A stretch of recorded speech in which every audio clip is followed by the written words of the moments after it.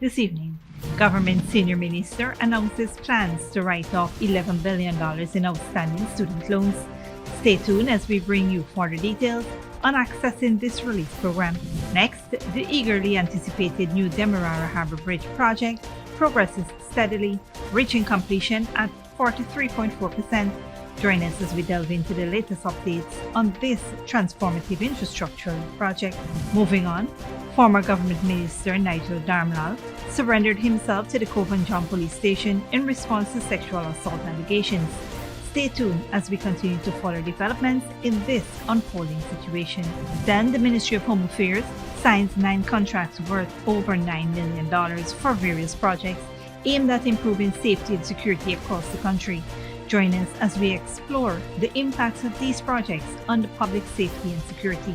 Plus, in regional news, Mexico prepares to elect a new president next month, with 2 forerunners being women for the first time in the country's history.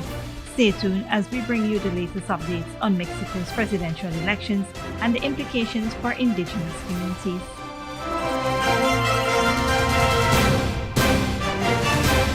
Welcome to this broadcast of Channel 2's Headline News Update for May 14, 2024. I'm Baby Bacchus.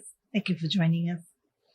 First up, Government Senior Minister Dr. Ashni Singh has announced a significant relief for Guyanese students burdened with student loans, with plans to write off $11 billion in outstanding debts. During a live broadcast on Monday, Dr. Singh revealed that over 13,000 Guyanese graduates from the University of Guyana will benefit from this initiative's first phase. I wish today to address one particular promise which relates to student loans granted for courses undertaken at the University of Guyana. In our Manifesto 2020, we promised a pathway for debt write-off for students with outstanding student loans at the University of Guyana. Additionally, in Budget 2024, our government committed to commencing the first phase of eliminating loans owed by graduates of the University of Guyana. This phase 1 could potentially benefit over 13,000 Guyanese who have $11 billion in student loan debt. To qualify for this relief, graduates must have participated in a program funded by the Government of Guyana's Student Loan Agency and have been employed or self-employed in Guyana for a minimum of 3 years, as substantiated by a minimum of 156 contributions to the National Insurance Scheme. Dr. Singh said implementing this relief program aligns with President Dr. Mohamed Irfan Ali's vision of One Guyana. President Ali's One Guyana vision seeks to create a society where all Guyanese, irrespective of where they live, their ethnic or religious background, their political affiliation or gender or other orientation, have the opportunity to lead productive and happy lives. It aims to achieve this by reducing inequality in access to education, health and other social services, employment and income, and security and justice.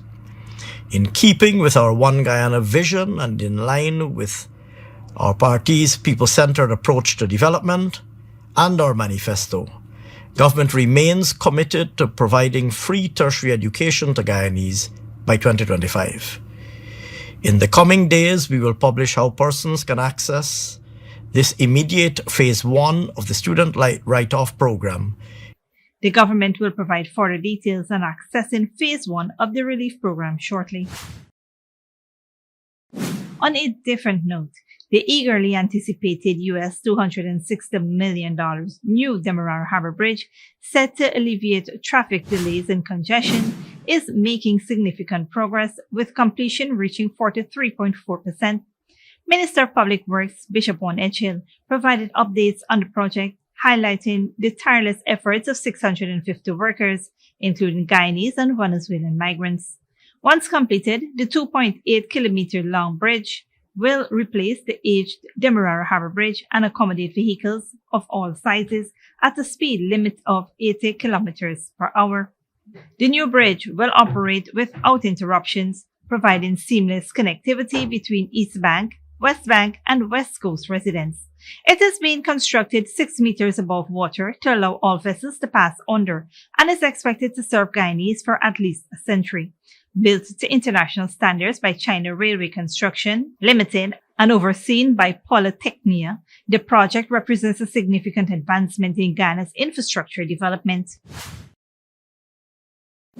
Moving on, former government minister Nigel Darmlal surrendered himself to the Coven John police station on the east coast of Demerara earlier today in response to sexual assault allegations. This development follows a press conference held by Sarah Hack, a former ministry employee, where she detailed her alleged rape by Darmlal. Hack's account prompted Darmlal to deny the allegations, accusing her of trying to damage his reputation. Despite his denial, the police are actively investigating the matter. Darmlal's situation is further complicated by his past resignation amid an investigation into rape of a minor. Despite these controversies, he recently secured a position in the People's Progressive Party's central executive body. Stick around when we return. Ministry of Home Affairs invests over $900 million in safety and security enhancement, and Ghana Police Force and NYPD join forces for a fitness run at the National Park.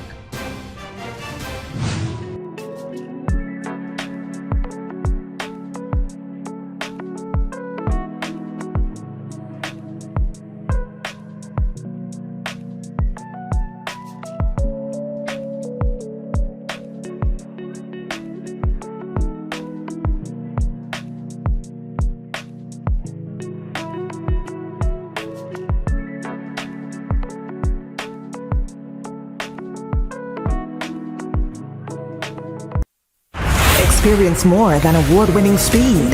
Way more. Get the best that LTE has to offer on Digicel, officially the fastest mobile network in Guyana. Ookla, the company behind Speedtest, recognizes Digicel as the best mobile network in Guyana. With the best LTE experience and the fastest data speeds, experience it all with Digicel, the award-winning network for everyone, everywhere. Good girl forget things. What's the problem, Granny? I want money for borrow for those surgery. I was dancing and I fall and fracture my hip. If you need some quick money, you should check Lender's Jewelry and Pawn Shop. Lender's Jewelry and Pawn Shop, Lot 238 South Road Border, Georgetown. Get jewelry made to order in just 72 hours. We also accept vehicles. Lender's, best rates, longest payback period. Boys, I get through. Plus, I could dance again. Lender's Jewelry and Pawn Shop.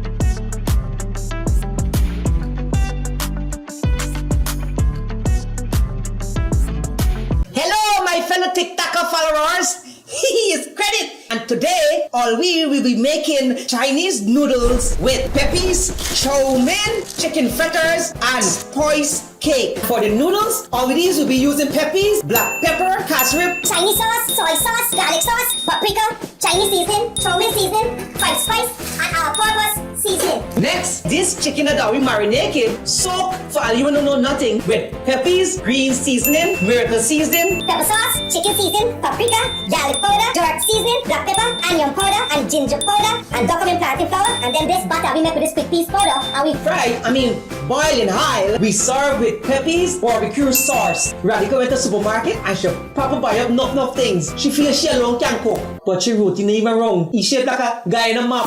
Peppies has a wide range of ingredients available at supermarkets nationwide. Peppies, we put the pep back into your kitchen.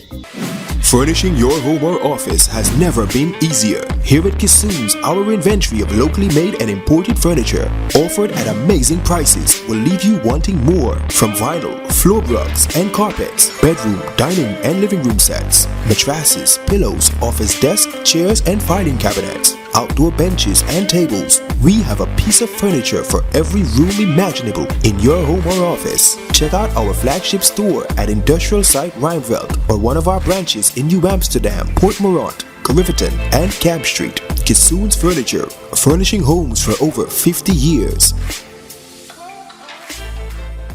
sneakily with a gift of sight from Modern Optical Services. Let our professional team examine and prescribe what's best for your eyes. Common smiles make fashionable faces. See us for a full line of optical services, including brand name and prescription eyewear.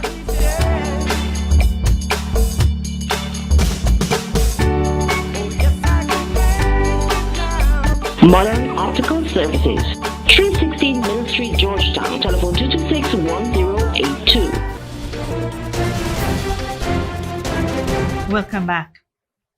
In an update, discussions resumed today between the Ghana Teachers Union and the Ministry of Education officials, aiming to reach a resolution that could potentially end the ongoing strike.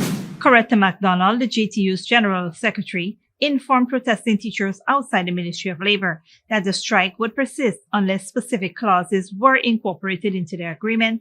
Headline News will bring updates as it becomes available. Moving on, the Ministry of Home Affairs is taking significant steps to improve safety and security across the country. Today, the ministry signed 9 contracts worth over $963 million for various projects, including rebuilding and constructing new facilities. These undertakings include the reconstruction of several police stations and the construction of wharves and boathouses in different regions.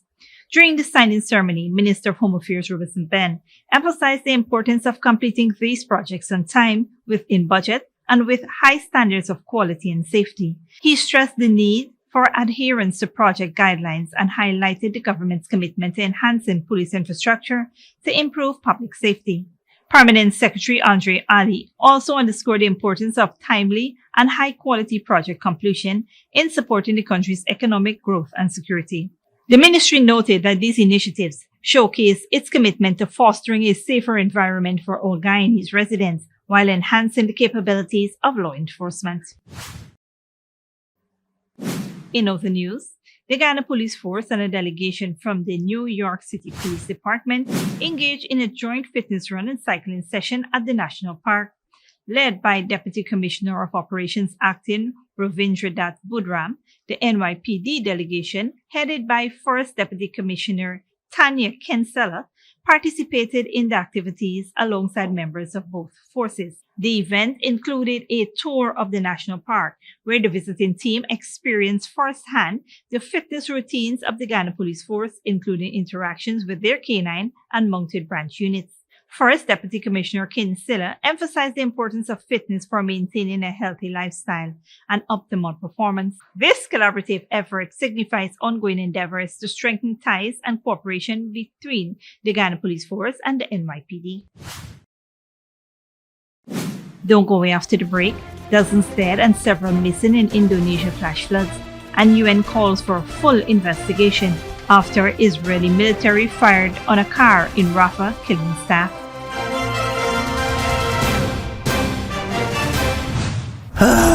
Not a single bar of service.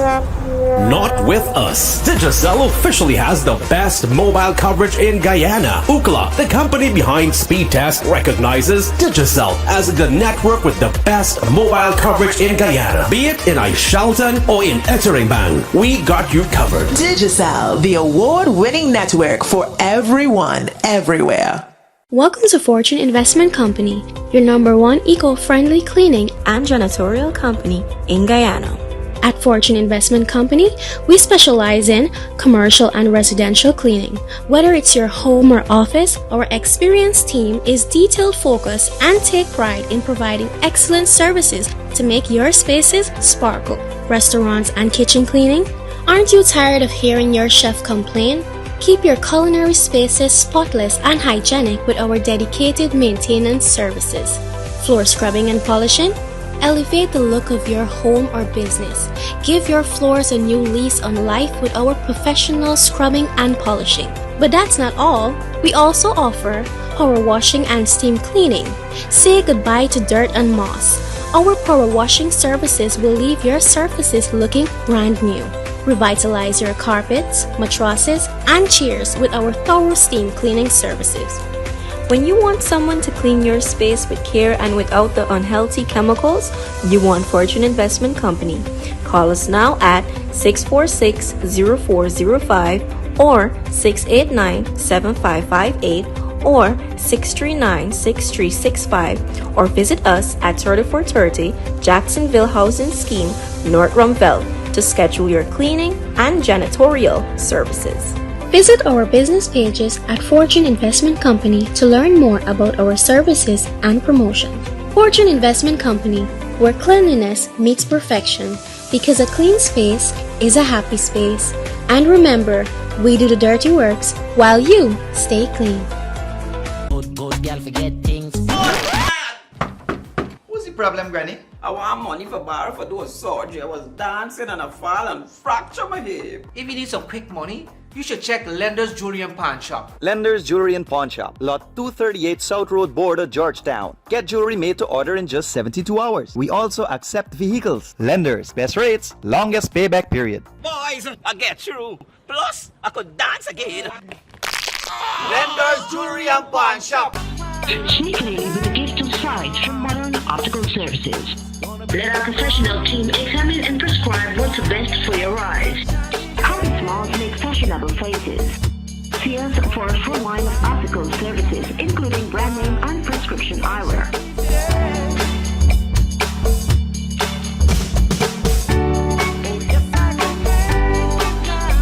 Modern Optical Services, 316 Mill Street, Georgetown. Telephone 226-1082. Furnishing your home or office has never been easier. Here at Kissoon's, our inventory of locally made and imported furniture, offered at amazing prices, will leave you wanting more. From vinyl, floor rugs and carpets, bedroom, dining and living room sets, mattresses, pillows, office desk, chairs and filing cabinets, outdoor benches and tables. We have a piece of furniture for every room imaginable in your home or office. Check out our flagship store at Industrial Site Rijnveld or one of our branches in New Amsterdam, Port Morant, Riverton and Camp Street. Kissoon's Furniture, furnishing homes for over 50 years.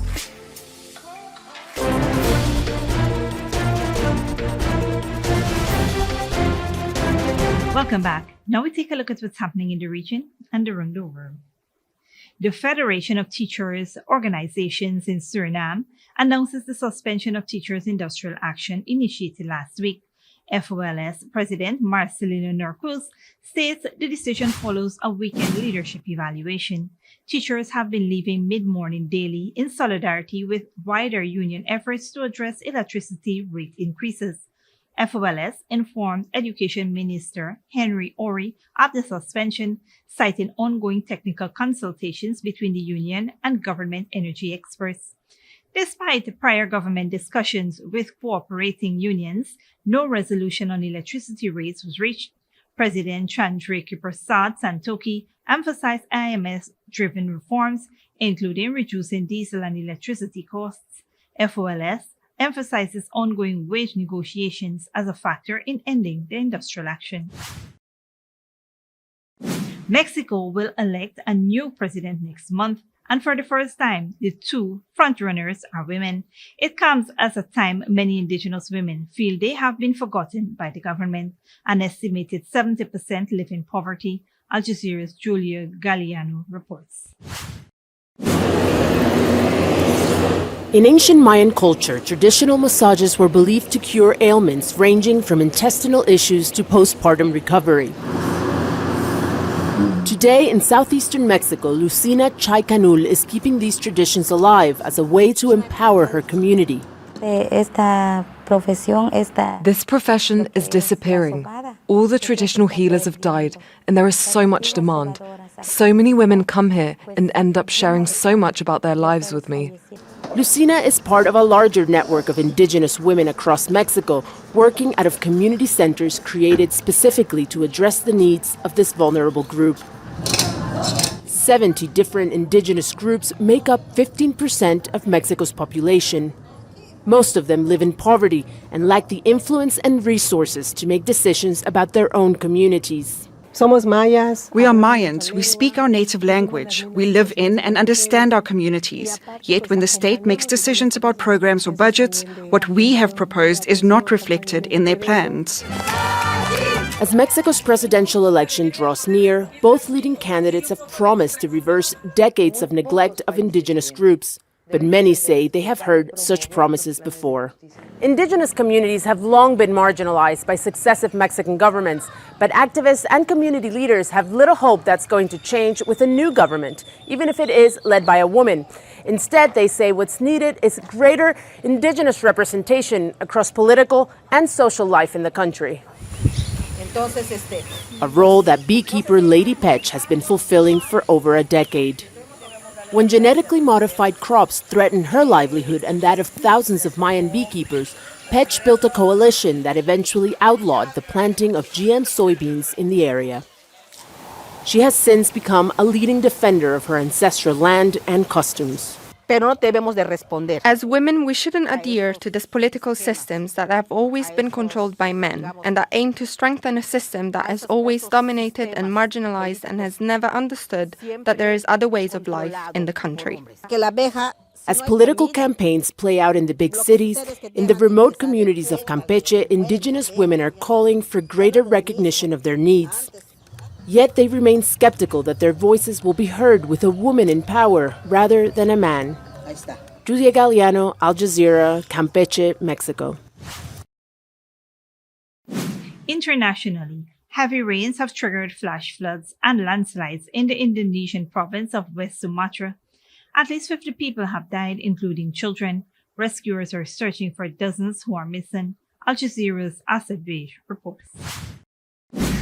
The aftermath of devastating flash floods. They occurred from the flow of rivers that originate from the upper slopes of Indonesia's Mount Merapi. It remains one of Sumatra's most active volcanoes. A cold lava flow, which is a mixture of volcanic ash, rock debris and water after torrential rains caused landslides and floods. Emergency crews are still looking for the dead, but a shortage of heavy equipment is making the task difficult and slow. At the moment, we're divided into two teams, a ground team that covers a 2-kilometer radius and another team clearing damaged material with heavy equipment. Currently here, we're looking for 2 missing victims, both of whom are over 60 years old. Villagers have come together to try and clean up. Currently, the men are working together to clean up the debris that is still piled up and left in the houses. Then all the women are helping by setting up a public kitchen at the evacuation centre to provide food. There's also a need for essential food.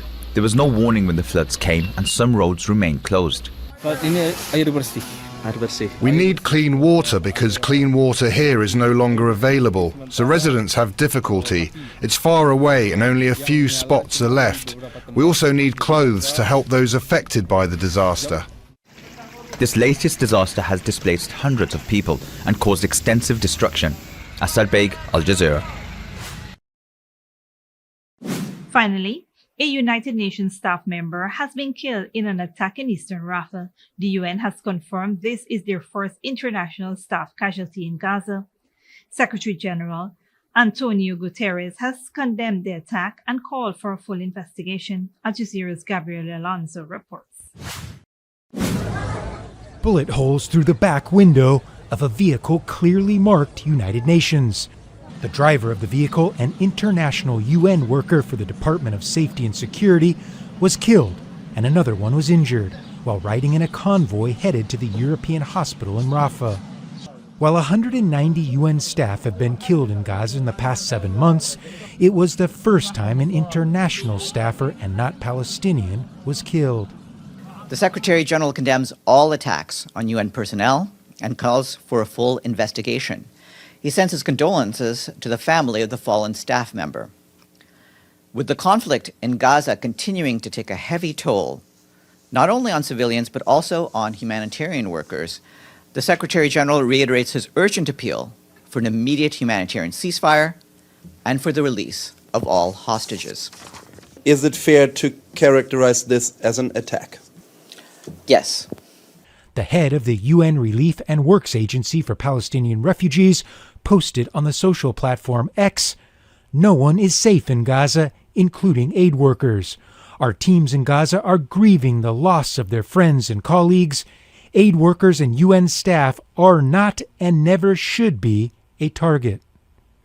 The Secretary General has called for an investigation into all of the killings of every UN staffer in Gaza the last 7 months. He's also called for an investigation into the mass graves that were recently discovered as well. But in order for there to be an independent inquiry, it requires access for the investigators to get to the locations where the crimes took place. And Israel controls access in and out of Gaza. And so far, Israel has failed to cooperate. Gabriel Elizondo, Al Jazeera, at the United Nations in New York.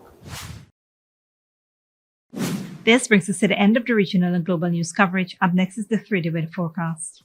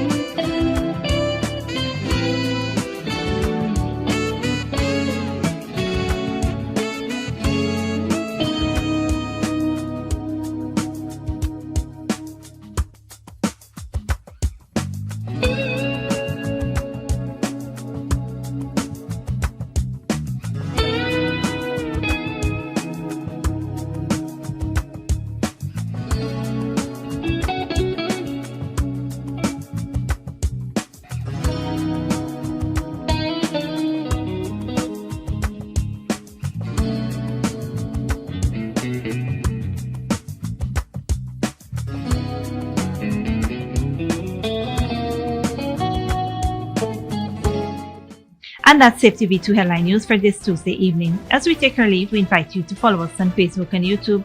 You can tune in tomorrow at 6:30 a.m. for rebroadcast and at 7 p.m. for more news. Until then, please take care of yourself and each other.